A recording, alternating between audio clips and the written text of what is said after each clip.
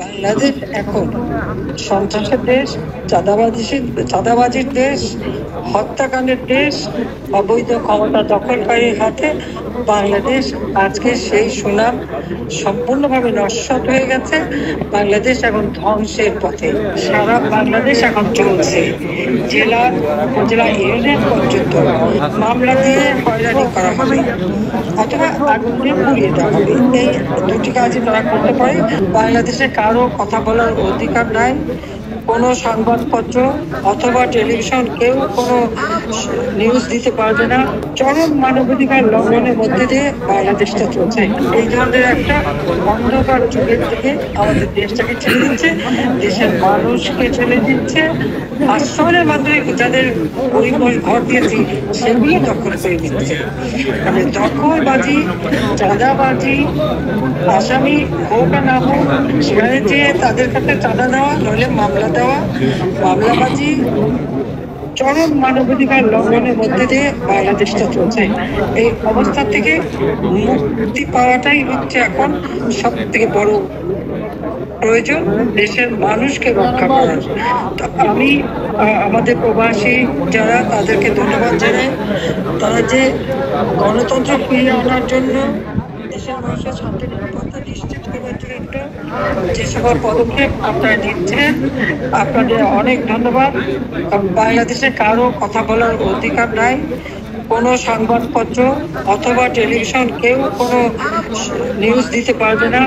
সব জায়গায় তার ওই মেটিকুলাসলি ডিজাইনের মাস্টার মাইন্ডের প্রতিনিধি সব জায়গায় বসে আছে। আওয়ামী লীগের লক্ষাধিক নেতা কর্মী তাদের বাড়িঘর পুড়ে অঙ্গার হয়ে গেছে এবং যার ভুক্তভোগী আমাদের অনেকে প্রবাসীও। তো আমি আপনাদের সবাইকে এটুকুই বলবো যে দেশের মানুষের জীবন মান রক্ষা করা, তাদের জীবনের শান্তি ফিরিয়ে আনা, কর্মসংস্থান ব্যবস্থা করা, দ্রব্যমূল্য নিয়ন্ত্রণ করা, ন্যায় বিচার নিশ্চিত করা, আইনের শাসন নিশ্চিত করা, এটা একান্তভাবে অপরিহার্য। তার জন্য আপনারা যে আন্দোলন করছেন সেজন্য আপনাদেরকে আন্তরিক ধন্যবাদ জানাচ্ছি। আর আন্তর্জাতিকভাবে আমার এটাই আবেদন থাকবে যে একবার ফিরে দেখুন, আওয়ামী লীগ 2009 সাল থেকে এই 24 সাল পর্যন্ত বাংলাদেশকে উন্নয়নের রোল মডেল হিসেবে বিশ্বব্যাপী প্রতিষ্ঠিত করেছিল। বাংলাদেশ ছিল বিশ্বের কাছে উন্নয়নের বিস্ময়। আর দুর্ভাগ্যের বিষয়, সেই বাংলাদেশ এখন সন্ত্রাসের দেশ, চাঁদাবাজির দেশ, হত্যাকাণ্ডের দেশ, অবৈধ ক্ষমতা দখলকারীর হাতে বাংলাদেশ আজকে সেই সুনাম সম্পূর্ণভাবে নস্যাৎ হয়ে গেছে। বাংলাদেশ এখন ধ্বংসের পথে।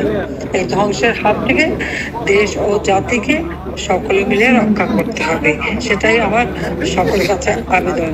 সবথেকে দুঃখের বিষয়, জাতির পিতার নাম মুছে ফেলা, তারকে অপমান করা। ওই 32 নম্বর আমাদের 2 বোনের ওই সম্পত্তি আমরা নিজেরা ভোগ করিনি, আমরা ট্রাস্ট করে জনগণকে দান করে দিয়েছিলাম। আমাদের স্বাধীনতার স্মৃতি বিজড়িত, সেটাও আগুন দিয়ে পুড়িয়ে দিয়েছে। আর আমাদের বাড়িঘর সব পুড়িয়ে লুটপাট করা হয়েছে। সারা দেশের মানুষেরই যখন সব কিছু গেছে, এটা নিয়ে আমাদের কোনো আফসোস নাই। আফসোস একটাই, যে দেশটাকে সোনার বাংলা করে তোলার পথে আমরা এগিয়ে নিয়ে যাচ্ছিলাম দ্রুততার সাথে। বাংলাদেশের মানুষের জীবন বা কোথাও হাঁকার ছিল না, কোথাও ভিক্ষাবৃত্তি ছিল না। মানুষের জীবনে স্বস্তি ফিরে এসেছিল, সেটাকেই নস্যাৎ করেছে। সাধারণ মানুষ, সাংবাদিক, সংস্কৃতিসেবী, সংখ্যালঘু সম্প্রদায়, ব্যবসায়ী সম্প্রদায়, প্রত্যেকেই আজকে জীবনে হাহাকার। এটাই আমার বক্তব্য। সবাইকে ধন্যবাদ জানাচ্ছি। জয় বাংলা, জয়।